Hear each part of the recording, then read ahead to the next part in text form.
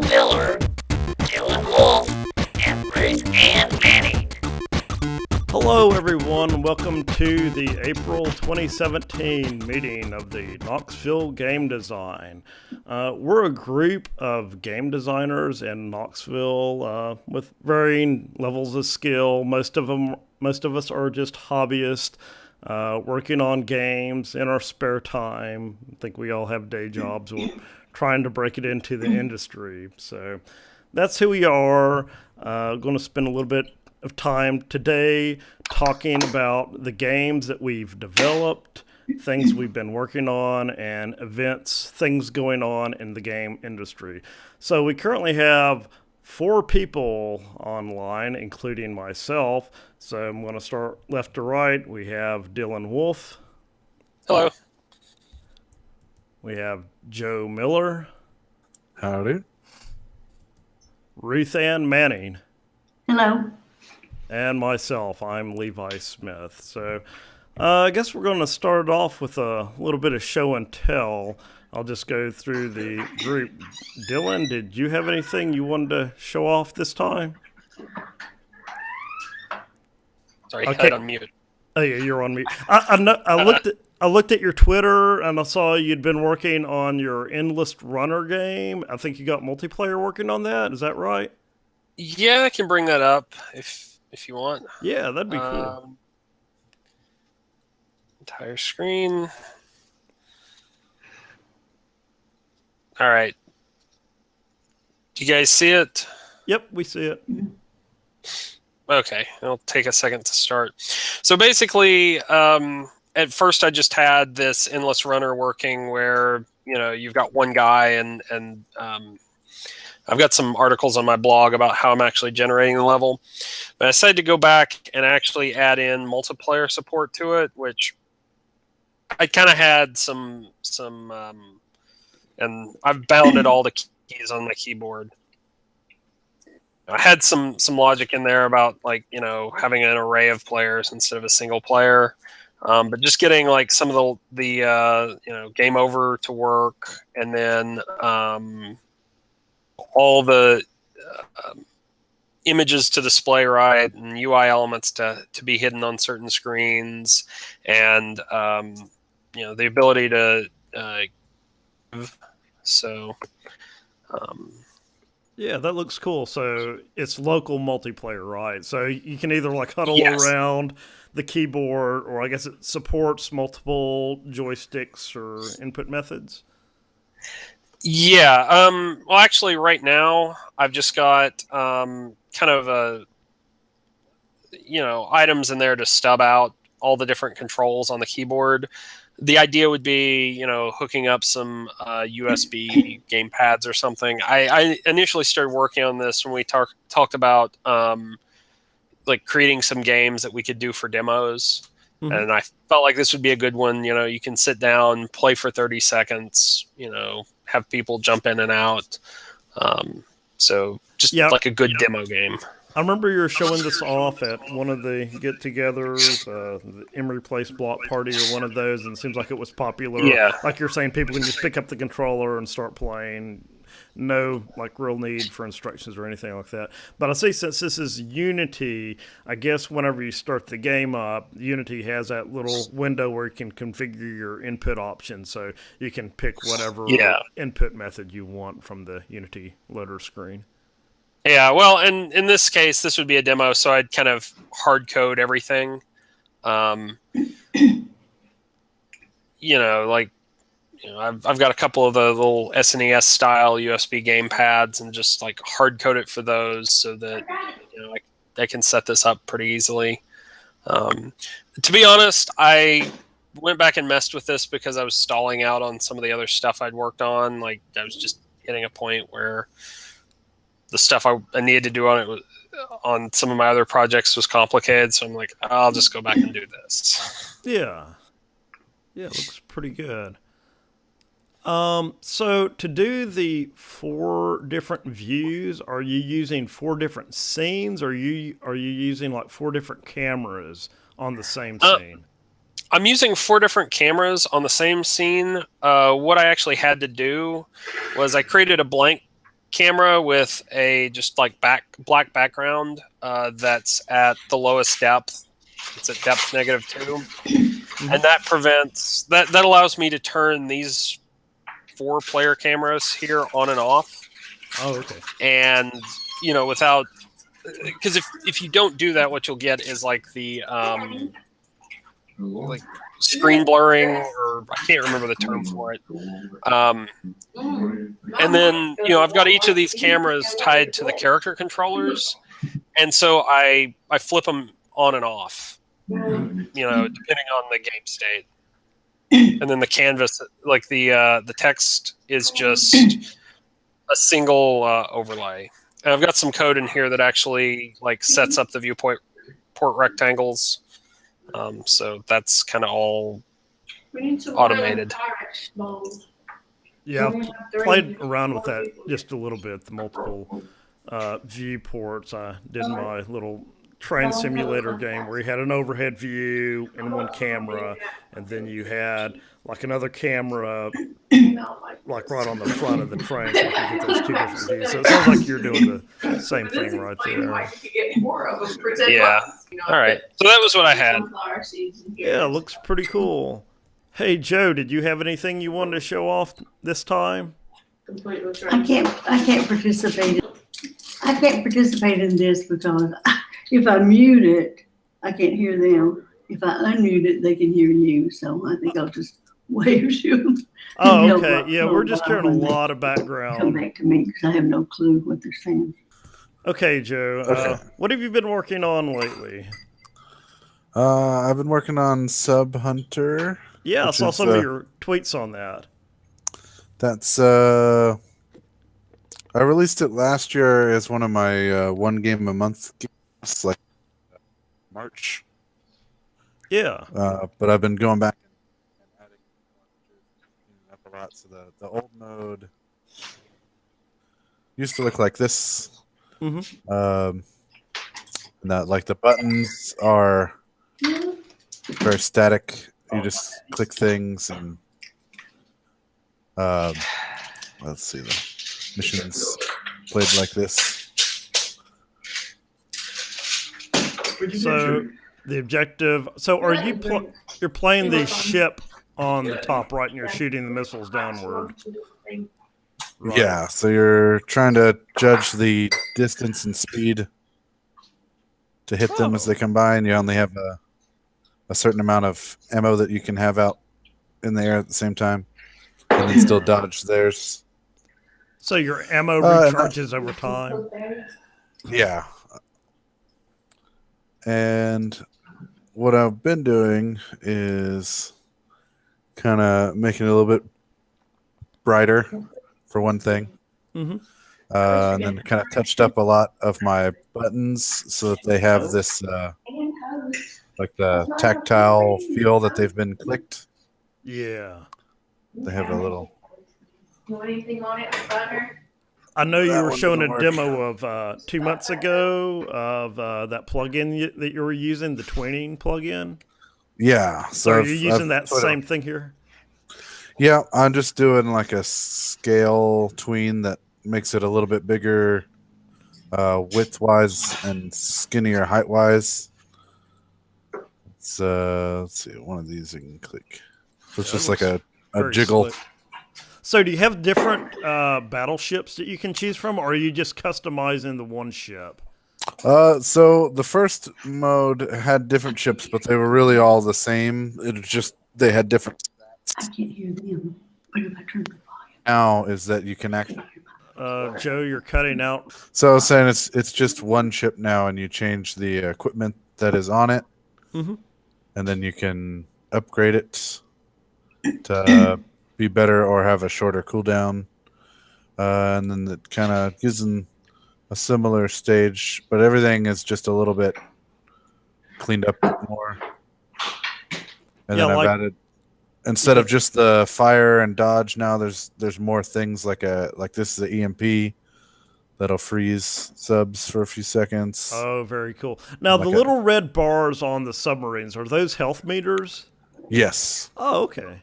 I think that's a really interesting way of doing the health meters, like actually having it right there on the ship. Yeah, What's right the now. little skull and crossbones? Is that a bomb or something? Yeah, and if it's gonna miss, you can click on it to detonate it. Oh, Where it's and it has a bigger area of effect than some of the other stuff. very cool. So I'm assuming you get money from destroying the submarines, and Yeah, so at the end of the stage, there's money earned and stats and stuff. I'm still kind of tweaking all that, but then you can use that'll that be to buy upgrades. right. For each equipment, you can make it more effective or have a shorter cooldown, or you can upgrade the ship itself with more hit points and speed and ammo. Yeah, and it's just coming together. I'm hoping to have it out in the next couple of weeks. I don't So have you're too planning much. on putting this on the Apple, iOS, and Android, and all the Yeah, usual- so Sub Hunter's already out now, the legacy mode 1.0. So it's just going to be an update to that for free. That's going to add all this stuff and the 16 new stages and everything, and so it's just more. That Sub Hunter right now is sitting around 3,000 downloads. Oh, on the Apple Store, on everything. Yeah, between Apple and Android. Awesome. So it's just hope it's one of my top ones. So I kind of am hoping that people will play the update or come back to it. Yeah, that's what I've found that works. Like, put out a lot of games and just figure out which ones like get a following or gather interest. Yeah, I haven't done any kind of advertising for it yet, so it's actually doing my best that it has 3,000 downloads without any real try in the marketing. Yeah, it'd be cool if like some people could go out and do some reviews, and that's what I've done on previous games. Just send out review codes and get people's opinions and things like that. But I know on a couple of your other games that you had like professional quality videos done like by real actors. That's your Dodge Line game, I think. Yes, so yeah, Dodge Line, we spent a little bit of money and got some people to put together a couple videos, and it was moderately successful. 6,000 downloads for Dodge Line. Yeah, that's not bad. Which is good. It hasn't really made its own money back yet, though, so it's still kind of testing how effective spending money is. Because, like with Dodge Line, it ended up getting up to like 107 in the Apple, in the top games, That's just not for like an hour. It was only up there. But we were trying to hope that if we see how much money like it would take to get into the top 100. And kind of hope that it could catch on from there. More people would see it if it is in the top 100. Yeah. Um, Yeah, I've never really spent a lot of money on advertising myself. I mean, I've printed out flyers and things like that, but I know like on the Windows Store, it's like, oh yeah, if you spend $1,000, then it may get pushed up to the hot and new or promoted. Yeah. I haven't gone to that kind of dollar amount yet. I'm still floating around spending like 75 to 300 on a game. Yeah, it seems like I saw an article on Gamasutra about the average amount that people spend, and like for a big indie studio, it's like $2,000 to $1,000. It's like, yeah, if I could ever have a game that wouldn't make that much. I haven't had a game yet that I think is worth spending 2,000. I would. If I really thought I was going to make it back, but most of these so far are mini games. They're fun, but they're not going to be the next Minecraft or anything like that. I'm not going to be rich and famous from these. Yeah, but this is a side project I've been working on too. That's an SRPG engine, like a grid-based thing where you're going to be able to click people and they'll have a movement in squares. Oh. And like have menus. It's kind of going off of Shining Force from Sega Genesis is what I had in mind. I was thinking With- Final Fantasy Tactics, but there's been a lot of games in this style, I believe.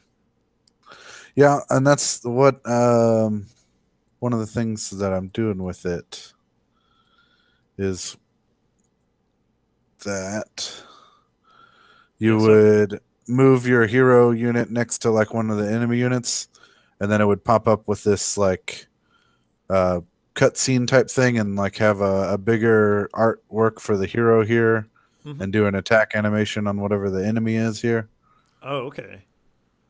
like Fire Emblem. If you've played that one, I kinda haven't does something played like Fire Emblem. that. But I'm just kind of putting together. I've been working on design doc for this game for a little bit, so it's actually a bigger project of mine that may get pushed up into my full development progress after I finish Sub Hunter. So It's got a story and So all of the battles are done within this secondary screen. Now, is it going to be turn-based with menus? Or? yeah, it'd be turn-based. What it would be is you'd have 5 or 6 hero characters, and there, there'd be like 10, 12 enemies of sorts, and it would just be a turn order probably across the top here for whose turn is next. So each person, as their speed determined, would have their turn. You'd be able to move them somewhere and like do whatever attacks they're able to, like have like a bow person or a magic person or whatever that would have skills, and they would level up. I'm actually writing a story for this one. It's going to have dialogue and cutscenes. Oh. It's a much more ambitious project than most of my mobile games. But it's coming. The back end of it is kind of coming together. That's why I keep tweaking stuff on the side as something to distract me from whatever burnt out on. Yeah, it's good to have a few different things to switch between if you get burnout on one project and work on something else. And I found that really works out for me well. Come back to an old project later, then you can really see what really needs to be worked on and everything. Fresh new ideas. But I'm also hoping I get something cool going out of these game jams this month. So Yeah, we got a couple of them coming up, and I was going to talk about that here in a little bit. but yeah, that's all I got for showing off. That looks awesome, Joe. So I'll go back and say Dylan's website is dylanwolf.com. We're going to take a look at that in a little bit. Joe, your doublesquarellc.com. Yep. And I got a message from Ruth Ann, so she said that she was having technical difficulties, so she's dropping off. So we really appreciate Ruth Ann stopping in. She's been coming to our meetings, I think, since 2014.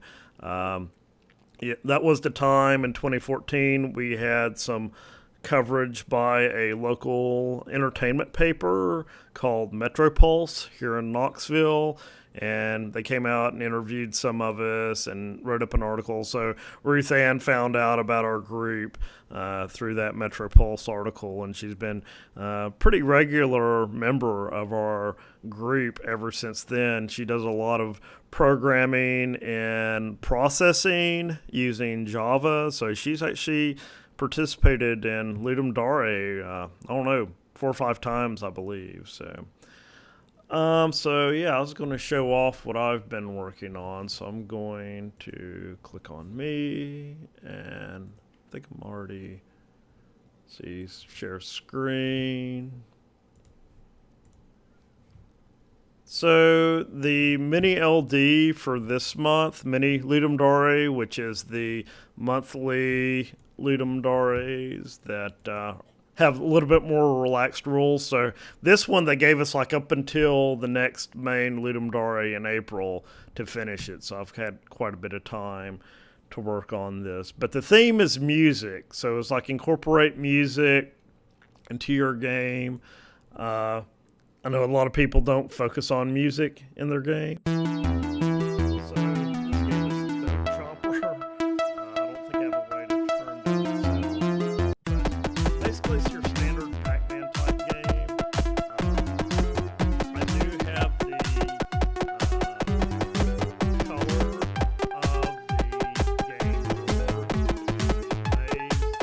reflected by the current volume of the music. So yes, your standard Pac-Man, you got your ghost, your power pellets, you got your little buttons here, which are musical notes. Actually, that's a treble clef, so it's all things from music.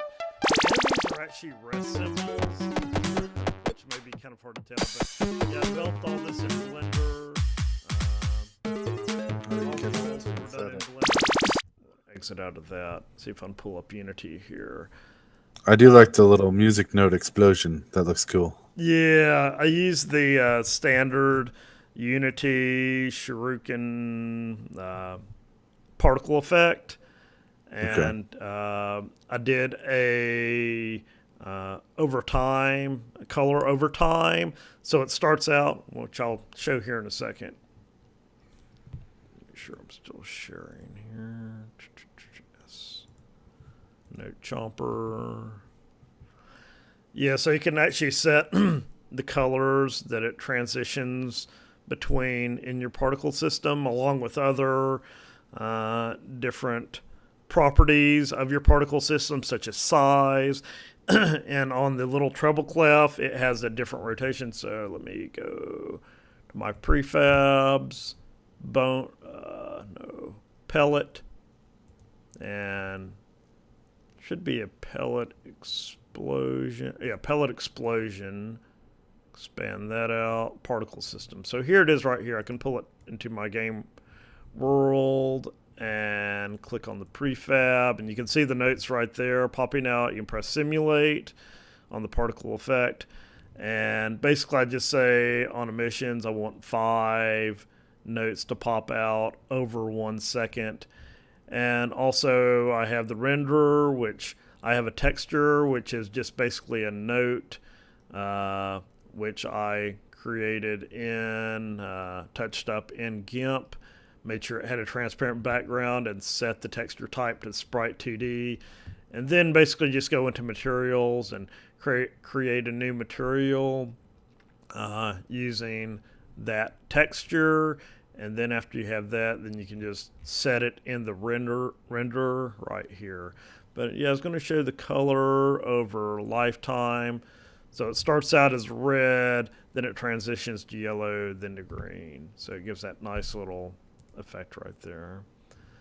So yeah, hopefully I'll have this one wrapped up soon. Let me go back to game, maximize, mute audio, play. I need to work on the enemy AI, because right now the enemies just pick a random path. They really don't chase after you or anything. I need to work on the warping, so you can like walk out one side and come over on the other side. And yeah, that's basically it. I do have it where the level, I'll show you this, the level is actually defined in a text file. So you can just like fire up a text editor, and the walls are pound signs, the little pellets are O's. The bonus is a B, the starting position is S. So you can create your own levels. Right now you actually have to drag that into the resources folder, then assign that to this level data array. So I actually have a second level, which I just used for testing. Let me drag in level 0, 0. And this was just kind of like a little bonus room with a lot of pellets and a lot of enemies. And one other thing I need to add is a death animation, which I plan on doing in Blender, because right now whenever you get hit, you just disappear, as well as the enemies. I'd like to have it where like the eyes pop out like the ghost in Pac-Man and like find their way back to like the little holding cell there. So basically that's just a little tile system. All the walls are just blocks next to each other? Yes. So I have a prefab, and yeah, it's just a wall right here. So I did have to like render this in Blender because the standard Unity block puts the center at a weird position. So yeah, I basically had this little block, and see if I can bring up the parsing script. I do want to have it where it could be smart enough to notice, like, if a block is next to a block, then make it contiguous. But if it's on the end or at a corner, make it a little bit rounded. So that's something else that can be added. But Yeah. I know I've done colliders like that. Like I actually did it for that the endless runner. Like, but you have to generate a bunch of points. There's some algorithm for it. I can't remember what it's called. That you basically walk the edges and then like create your points. Yeah, I think they did that like in Braid, where you can like define like the collision around an object or something. But yeah, so I guess there's like two different approaches to creating a level like this. Is like you can create the whole level in Blender or whatever your modeling program is at first and use the physics of that mesh as your level. But I'm taking the same approach as you, Dylan. I'm spawning or populating, instantiating a wall for everyone. And I thought there might be some slowdown, but I really haven't noticed it yet. But here's the parsing code. It basically just reads in the level data, which is a string, and then it goes for every row. Then it lays out all the characters. Then I just have one big switch statement. So if it's pound or W, I think W was going to be a warp, so I'll put the warp code in here to instantiate a warp once I add that. But it just goes through here and creates the different objects, such as the power pellets, the regular pellets, the starting point, and all of the enemies and the bonus. Yeah, I think that's a good way to do it, because that way you can switch stuff up really, really quickly, really easily. And I don't think, like, unless you're doing some really complicated 3D game, I don't know that that's going to cause any performance issues. I've never run into it. Yeah, it's kind of like the Minecraft approach, where everything's pretty much a block. Like here, it's like every wall is a block. Yeah, so that's what I've been working on. So I'll hit some of these news items really quickly. The GDC was last month, or no, was it February? It was a few weeks ago, and a lot of the talks for GDC are online. I went through here and watched some of these. I started like watching a postmortem for the creator of Marble Madness, and there was one. It's like creating indie games for over 11 years without a hit. I was like, yeah, I can really relate to that. So that's out there. So you can either find these really, really good videos either on the GDC website. And by the way, I'll post all of the links to everything we talk about today on the knoxgamedesign.org website. And also GDC has a YouTube channel, so they post up I'm not going to say all, but most of the videos from the conferences on their YouTube channel. On the GDC Vault site, I think some of the videos are paid, maybe if it has a star or something, but they still have a lot of good stuff out here for free. There's a really good one I watched from one of the guys from Crashlands, Butterscotch. Oh, did they do a GDC talk? Just one guy did. And it was the one that has cancer. And his talk was about making the last game he'll make before he dies. Wow. And it was really, really good. It's a good one to watch. Yeah, I'll definitely check that out. Yeah, Crashlands was a game. Back when we used to do the monthly indie game playthrough and discussion, we played Crashlands by Butterscotch Shenanigans, which I think was a 3-person development team. Yeah, it's 3 brothers. Yeah, I really enjoyed it. I think we all really enjoyed it. They hired a bunch of people. I actually applied, but I only made it to the second round. They had like a third round that got a little bit more in depth with code examples. Mm-hmm. I didn't get that far. Yeah, I'll definitely check that out. So one thing that we found, I was just browsing through the Facebook and everything, run JumpDev. Our fellow game developers in Lexington, Kentucky are having a game development conference, their own conference in Richmond, Kentucky, which is, I think, south of Lexington, about an hour south. So it really isn't too far from Knoxville. It's like a straight shot up I-75. Dylan pointed out this is the same weekend as Ludum Dare. It's like, why? Out of any weekend that you could have picked to have a game development conference, you would pick Ludum Dare weekend. But it looks pretty good. I've always meant to make it up to Lexington, Kentucky. It looks like they got some good speakers lined up. I watched a talk recently, I think from Vector from last year, from Lisa Brown, about like the nuance of juice, it was called. Oh, okay. About doing other stuff besides screen shake to provide feedback, like using glow and indicators at your screen edge and subtle like musical sound effect things you can do that can help engage players without having to be violent. Yeah. Like a lot of regular platform, like Super Meat Boy or something like that, where everything explodes and blood splatter and everything. Yeah. To be, so, to build this is a that good talk. environment up and get that real feeling and everything. But yeah, I've noticed the camera shakes. I mean, that gets kind of old after a while. So yeah, it's good to know that they're actually posting the talks. I know some of their monthly meetings or weekly meetings, they've posted those online, and they have like industry speakers coming in. Looks like they're giving Unity certification exams. I didn't really even know that Unity had cert exams, but if you want to take your Unity certification, they're offering that on Friday. And yeah, looks like they got a lot of good sessions. Looks like it runs from 9 to 7 p.m. with lunch in between.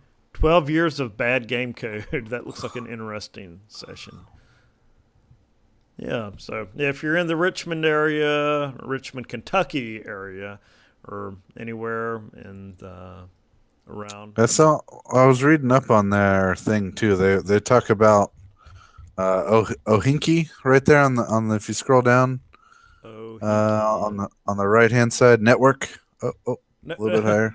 No, there. Yeah, that is Ohio, Indiana, Kentucky developer group. Okay. Maybe we should get them to add Tennessee to that. See what we got to do. I guess Network it would be with them. Tohinky or something like that. Add Tennessee. I guess Tennessee would be last, so it'd be Ohinky or something. But yeah. I know they reached out to me one time, or I think they have forums, and they were talking about, hey, it's like, hey, we got game design going in Knoxville, so I kind of talked to him a little bit. But that was like a year or so ago, so I really haven't talked to these guys much. But yeah, they got tickets. I don't know. Oh, wow. $40 for 2 days. Yeah, that seems like a little bit high for a little, but yeah, I don't know. I'm sure it's worth the money. Your Unity certified exam is $200. If it wasn't on Ludum Dare day, I think it could be worth driving up, but yeah, that's a real bummer. It's like out of any time that they could have picked. So what is it for 2 days? Late and on-site admission. So it's $50 for 2 days. 40 for 2 days, and 1 day individual is $30. But yeah, I don't know how valuable a Unity exam is, or a Unity certification, but I guess if you're trying to get into the industry, it wouldn't hurt to have that on your resume. Just looking at some of the people they have, it looks like they've got more like AAA. They have a few AAA developers in there, or at least developers for AAA studios, by more than a few. But I imagine that's kind of where Unity certification would make sense. And that's also probably why they're doing it on Let 'em Dare weekend, because these are not necessarily people who would be doing that. Yeah, they're kind of, yeah. Yeah, so it sounds like it's pretty good conference. It isn't just like the locals. I mean, they're pulling people that actually have published games, worked in the industry. I haven't read through all the profiles here, but yeah, like Dylan, like you're saying, is like, if you're trying to get your foot in the business, I mean, this would be a good place to be, to rub elbows with these guys that are actually doing it and everything. Okay, so the next thing that I had was, so Gamejolt has really been, I think I'm the only one that actually uses Gamejolt out of our group. Most of us in the group do itch.io, but I think Gamejolt is trying to be more like itch.io. So before they had where you can upload your games just like itch.io, and you can download them, load Linux, Mac, Windows build. But it was always hard with the URLs that it generated. It generated one really long key. So now they've got it where you can go to your account name .gamejolt.io, then your game name, and then that will take you to the game. So, and they also got these customized game sites. So if I click view site, I got it set up for this Delivery Kid game. So it seems like it's trying to be, like I said earlier, just more like itch.io, a little bit better presentation than the old layout for the site. And you can also upload your own layout for your game on Gamejolt. And I think you can also, where it says here, like create your own domain. If you have a custom domain for your game, then you can apply it here. But it looks like it's still a manual process where you have to send them an email to do that. Go back. So I always thought Gamejolt was for like hosted like Flash games where people would play them in the browser and yeah, I'm trying to think of the site that's like Newgrounds. Newgrounds is like a solely Flash site, as well as Congregate. It's only web-based games. You can upload Unity HTML5 WebGL builds to Congregate, but I know Gamejolt and itch.io both support downloadable exe builds. So yeah, that was the first one that I started using, and I got a lot of traffic like back in 2013 for my games back then. But Gamejolt is suffering the same problem as itch.io. Just so many people out there submitting games of varying levels of quality. So when you submit something now, you kind of get lost in the shuffle on there. But yeah, so since I talked about Gamejolt, I added this to the agenda. itch.io, I felt like I should give itch.io some love as well. But I've noticed this new tool they have. It's called Butler, and this is supposed to help you upload your build. So say you create 3 different builds. This is supposed to help automating the process of uploading your builds to itch.io using a command line interface, which is nice if you don't want to have to go to the website every time to upload your builds. I haven't used it yet myself. I know before it was just like a bunch of source files and a GitHub repository written in Go. So I got on the itch.io forums and was like, hey, can y'all offer a binary so we don't have to like build Go code? So I think they went out and actually made binaries now, so you can get Windows, Linux, or Mac OS. But yeah, haven't used it myself, but it looks like it's a nice tool that helps automating the process of uploading your games to itch.io. I was going to mention one of the guys in our group, Cupcode Gamers. I think his name was Jason. Came to a few of our meetings. He's got updates to his website. Looks like he's got forums and new support.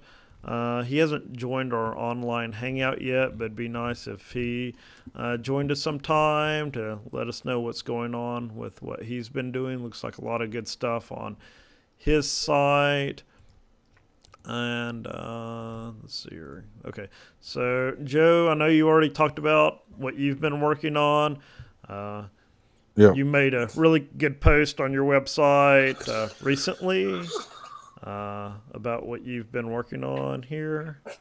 Yeah, I talked about MomoCon a little bit there too. Yeah, that little game got scrapped though. Oh, I was trying to do a thing where you would drop a bouncy ball into the pegs, and it like if it landed in a certain area, you could win like a sticker, or I was gonna buy a couple gift cards as a giveaway thing, but it's not working out there. yeah. I got a different plan in mind.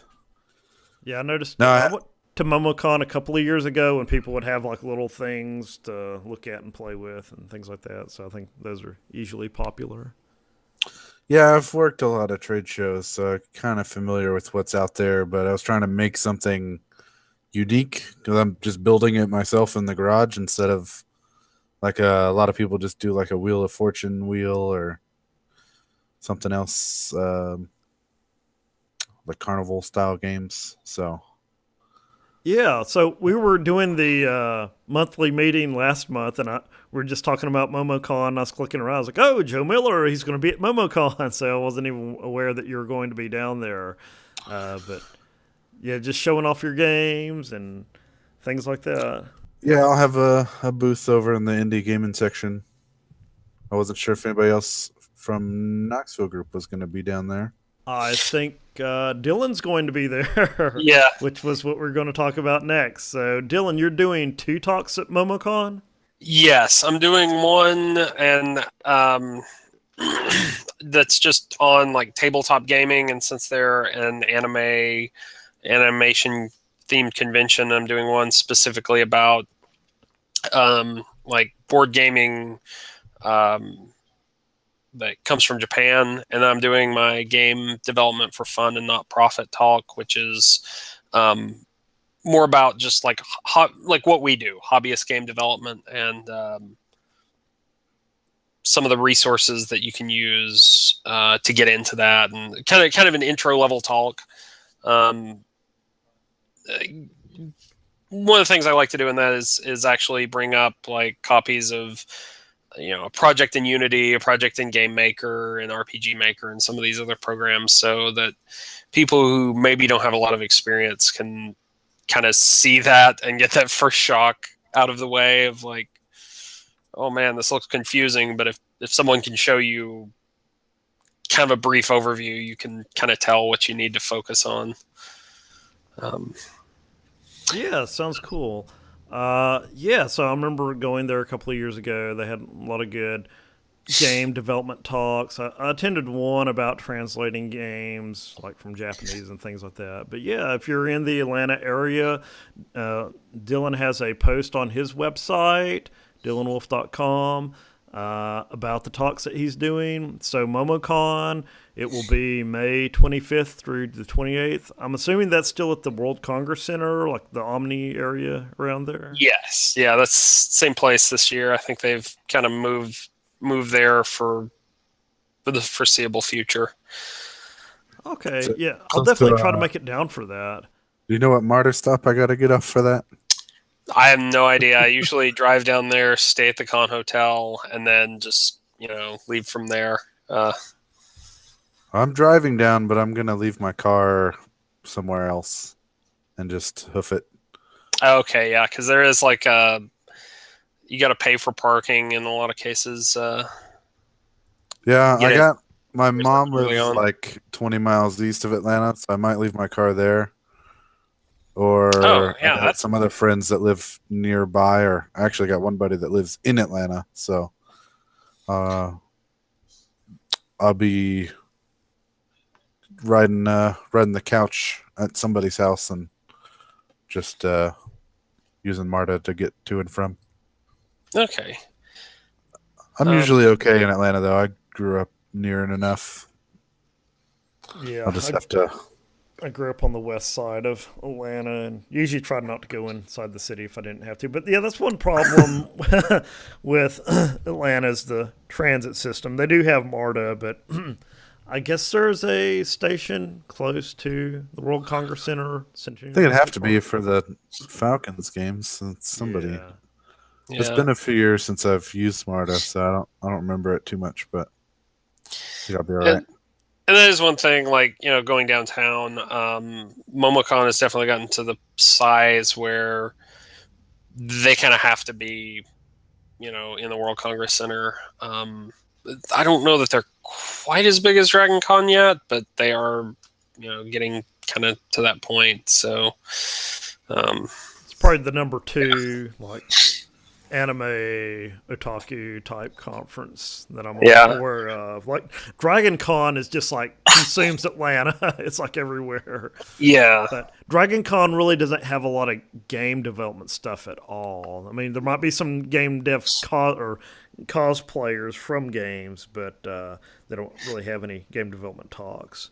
Yeah, as I remember, that's kind of a whole, like, they've got a Dragon Con has a really wide kind of set of content tracks, but I don't remember there being a lot of game development. I remember they do, like, last time I went, which is a few years ago, they actually did have some, like, board game designers, RPG designers.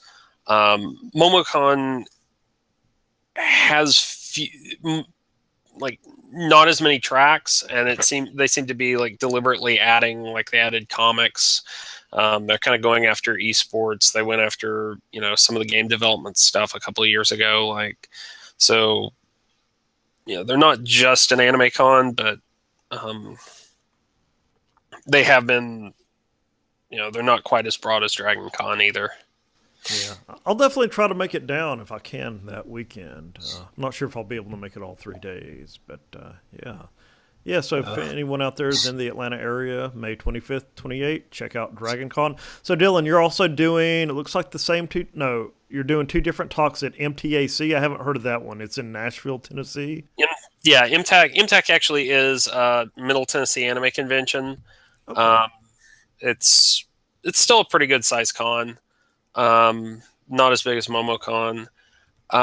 So, yeah, the ones I submit there are Japanese culture or the stuff related to that sort of thing, like RPG. I'm doing the RPG Maker course, or not course, crash course panel, which is kind of the same thing that was on my blog.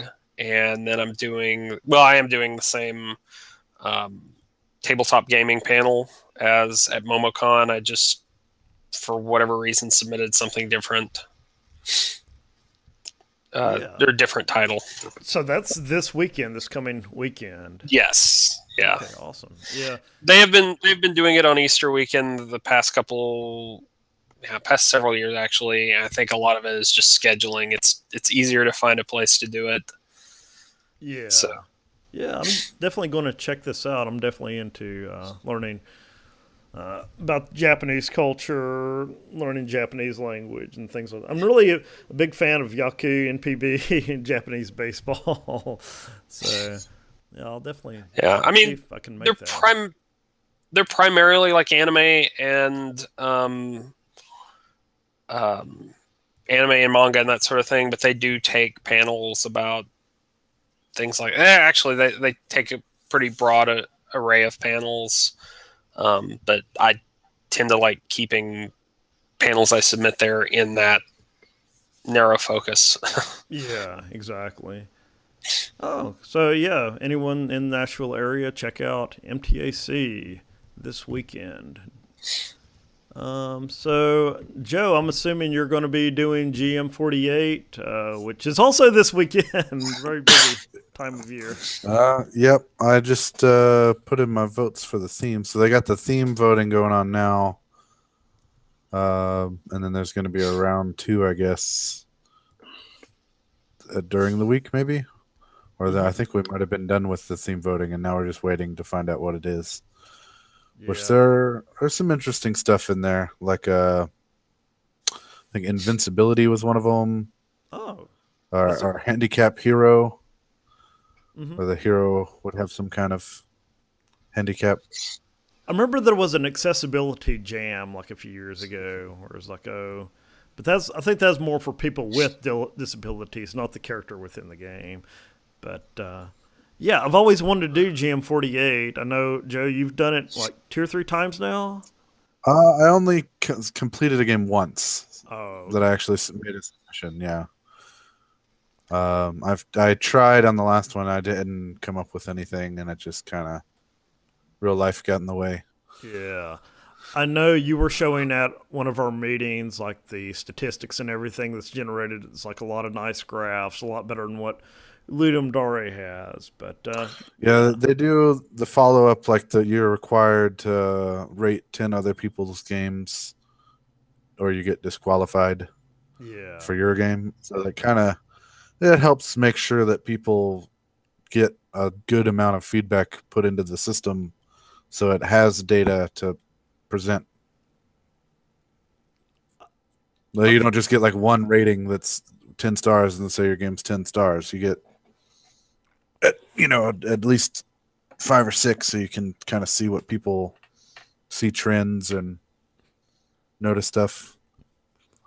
yeah. I think that's the right way to do it, because with Ludum Dare, it's like I think you have to have like 17 ratings or 20 or something like that.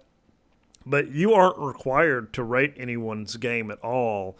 It's just rating other people's games helps you get votes. But this is like you have to rate 10 games. Right. I don't know. I have different opinions on the peer rating system. It's like, yeah, if you have 10 buddies, you can just go out and give them all 5 stars. But yeah, it's not all. It's all about making a game. I'm assuming this is just like Ludum Dare. The prize is your game. There's no prizes for this, right? I think sometimes there's prizes donated from other members of the community. Mm-hmm. So I think this time they're giving away a Steam key for Game Maker desktop license. Oh, which is worth $100 if you haven't already bought it. yeah, For Game Maker Studio 2. yeah, Which sometimes other people that had gone on to like turn their GM48 game and had it released on Steam, they came back and donated like 10 keys for the top 10 games or whoever for that game. yeah. Yeah, that's very cool. Yeah, I've developed so I'm assuming that the only requirement for this game jam, only requirements is like, well, it has to be based on the theme, but you have to develop it in Game Maker. Yeah, Game Maker. But it can be Game Maker 8 or Studio 1 or Studio 2, whichever version of Game Maker you're using. So now, it's... Are you judged in different categories like Ludum Dare, or do you just get one overall rating? That's for all the different stuff. There's like the sound and art and gameplay and theme, or like whatever sticking to the theme. So I think there's 5 or 6 categories. Oh, okay. So it is sort of like Ludum Dare that way. So it looks like you just got to log in or create an account. I'm assuming you can use your Yo-Yo Games account or is this separate from? It's Yo-Yo? separate. This is run by one of the guy that moderates the Reddit, the subreddit, the Game Maker subreddit. Yeah, I was about to say. So it's not actually a Reddit thing. Yeah, it's not connected to Yo-Yo Games at all, but they do support it. Mm-hmm.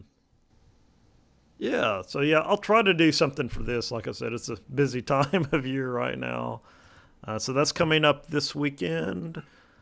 Yeah, so I found some April Fool's jokes on April 1st, which was a week and a half ago. So there was a Gamejolt red light. So I saw this in my inbox, and it's like, we're now accepting AAAs on Gamejolt, and pretty funny stuff on here. They had something indie AF. I haven't read into it or anything, but yeah, that time of year for the April Fool's jokes. So Joe, did you want to give us a report from PAX East? Sure. I did get some pictures I can share. Yeah, that'd be awesome. I saw some of them that you posted to Twitter, I think, or Facebook or somewhere. Yeah, I shared a few around. I probably took like 200 pictures, so I kind of just grabbed a couple here. Yeah, see the one on the booth here. Yeah, so I was at PAX. I was working for Rocket here. I was running one of their demo stations. So actually, during the convention at the like expo hall hours, I was working their booth, but I was trying to be there for my own games on the side, and I went to a couple other after hours industry event things just as. But this was the booth I was working at, which it was nice. They have good stuff, so it was cool to work with somebody that had a good product. I've worked with other booths that like all you get are people walking up and complaining about broken stuff. They don't really understand. Like, I'm not an employee of that company. I'm just a booth representative. Yeah.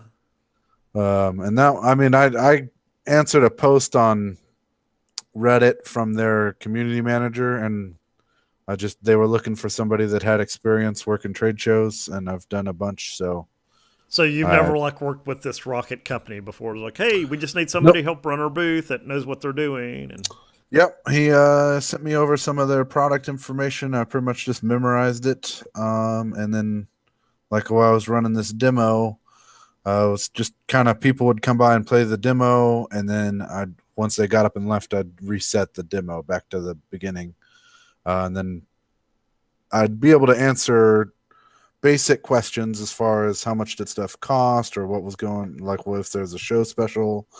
But some people would get real technical, and then I'd send them over to one of the actual Rocket employees to get more specifics. To the devs. Yeah, but that way, I mean, the company is a really small company. I think they only have a couple U.S. employees.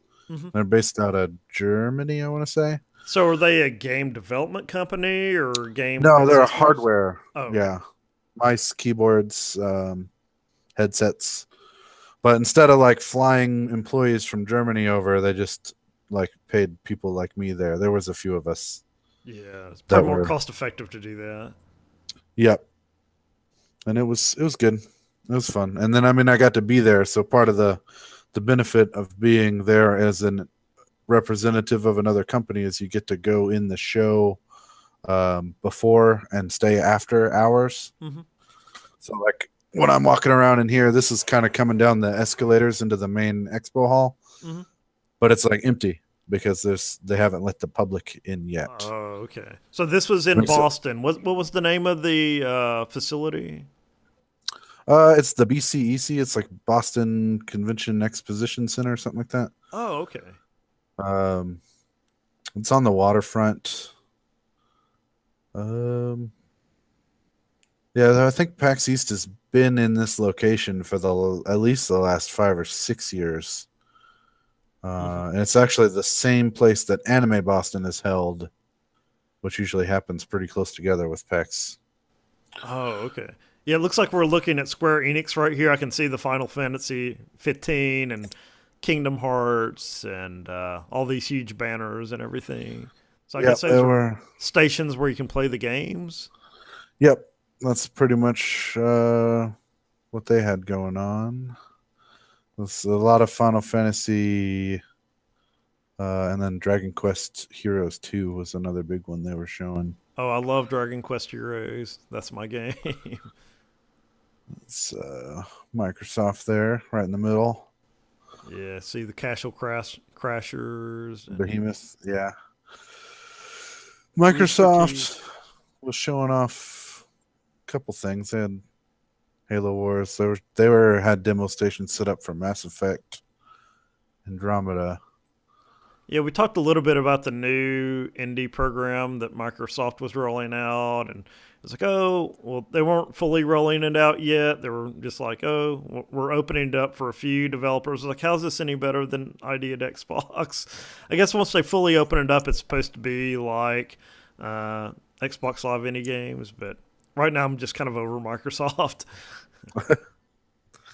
So here's a shot actually during the show. So that's what this place looks like when the people are in it. Oh, cool. It's super crowded. There's so many people. Like shoulder to shoulder in there. Yeah, it was nice to see the mega booth here, the indie scene getting a lot of people, a lot of traffic. Everybody's coming by to see, which the indie mega booth is a separate company that buys out like a giant section and then they sub the space out to the smaller indie people. So if you want to get in the indie mega booth, they have their own submission process where you'll pay 50 or 70 bucks or whatever it is, and you submit a game to the mega booth. And then if you get chosen in that, they help get you a spot inside of the indie mega booth. And then they include your stuff on all of their promotional material, stuff like that. And then it's if you got a good game and not a lot of money, it can be a much better path into a show like PAX than just paying for a booth, because booths are expensive. Oh, I can imagine. I remember like you were showing us like just one booth can be $2,000 or more, and that's just for like a small little spot. Yeah, that's cool. Indie Mega Booth. I'll have to check that out. I mean, so does Indie Mega Booth, do they only do PAX East, or do they do these for each little tech conference? They do them for GDC and PAX West as well. I'm not sure which other ones. They do a couple big shows. And even if you get in Indie Mega Booth, though, they don't pay your way. So you still got to be able to provide like a plane ticket and transportation and hotel and everything, and like feed yourself. So you're still going to have some money to utilize it, but they can get you more bang for your buck on the booth space there. Yeah, they just pay for your or help you out with the booth. And do they help out with admission or? Yeah, I think so. And then they also do like a mini booth thing where you can actually share space, where you'll have other games. Like that's probably one right there in the middle where there's like 4 right there in one table area. Yes, which is that can, if you're only like one person going, so you're not trying to run a whole setup by yourself. Excellent. Let's see, and that's the layout of the mega booth. It's all the games that were there, companies. So looks like there are about 30 or so there. Yeah, I didn't see anybody that stood out to me as like somebody we've talked about before. Yeah, I was trying to figure out, are these the names of the games or are these the names of the developer studio? It's a mix. I mean, it depended on the company, whatever they wanted to call themselves, by their company or by their game. Mm-hmm. So some of these are both. I think there's quite a few. I talked to a couple different people that their game had started as a Ludum Dare game too. Oh, when I was walking around in there. But I expect you to die is one of the booths. That seems like a common Ludum Dare suggested theme. Yeah, there's another shot of, I guess that's the Sony booth over there in the back. And that's just a lot of people. It's just all the people. Yeah, I really didn't like maneuvering around in there. I don't mind working the conventions, but it's hard for me to go to one as a attendee. I don't deal with the people very well. It's going to be so hot in there. It helped that it was like minus 10 degrees outside. Oh. And snowing and like super blizzard happening. So it's like they just cracked open some vents up there and it just helped keep it cool. It was really cold. It was like painful cold. Yeah. It was Toe Jam and Earl. Toe Jam and Earl. Thought that was funny when I saw them. I thought this was interesting when I went by the Oculus booth that there was nobody there. Wow. And I was wondering, maybe it's just kind of lost its draw on the convention side. Like most people have at least tried it now if they wanted to. Mm-hmm. So there's not really a big drive to like go see what it's all about. I still haven't jumped on the VR bandwagon yet. I mean, I haven't, but one of my buddies here has one, so I've gotten to try it. He bought one of the Dev Kit 2s, DK2, for Elite Dangerous. Yeah. So I mean, I've experienced the Oculus just to try, see how it works, like with the roller coaster demo and just being able to look around in it.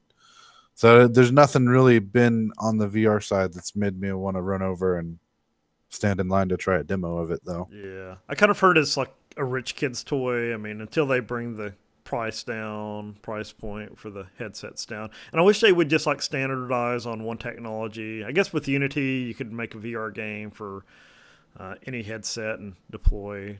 But yeah, I was going to give a shout out to Daniel Buchanan here in Knoxville. He runs a VR group called Vardnet, VARDNET. And he stopped by one of our meetings one time and brought in, I can't remember if it was the Oculus or one of the other systems, but he let us try it out and play some of the games. So there is a small VR scene here in Knoxville. I'm not exactly sure how often they meet, though. Then Nintendo had their little Mario thing going on. They were showing off the Switch. They had lots of demo stations for the Switch. Which, of course, I mean, it had just come out.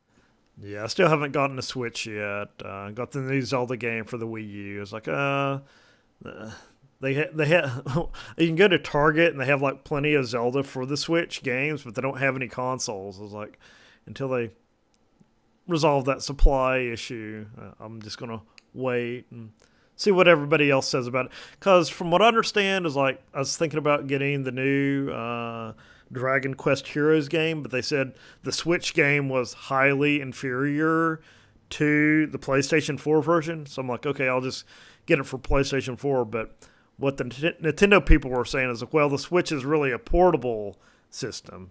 It's like they can't decide if they want to be portable or a console.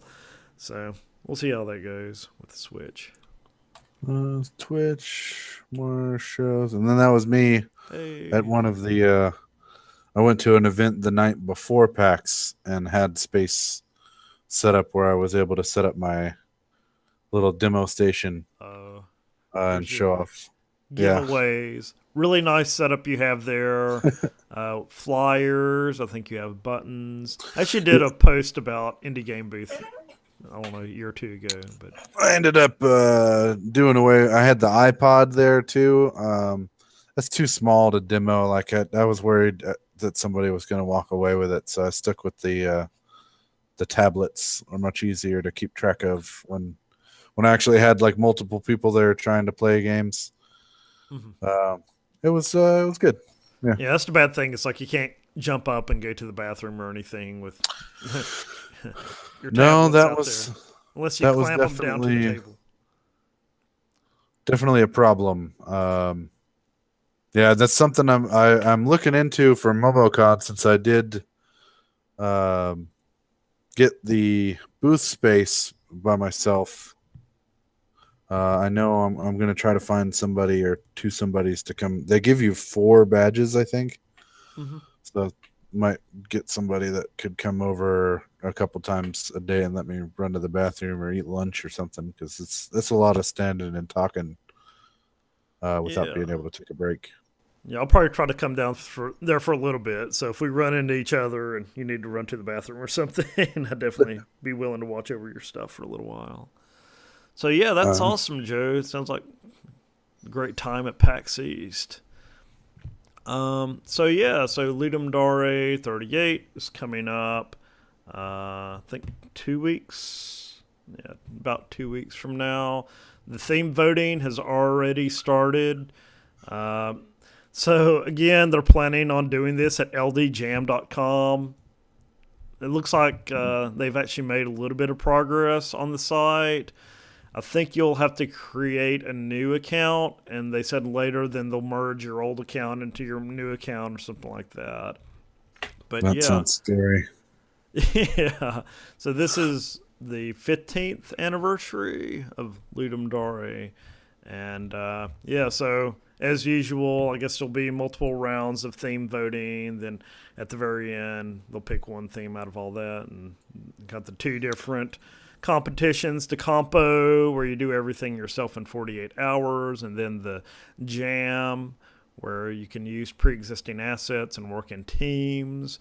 And you have 72 hours. I think they were working on a new interface for defining teams on the new website. So I really haven't got in here to look at all the new updates yet. If we made an account last Ludum Dare, would we still have to make another one? No, it like I know I logged in the other day and mine's still active, like the one I created on the new site. So Oh yeah, there it goes. Okay. that should be. Just if you hadn't, okay. It's still separate from the ludumdare.com.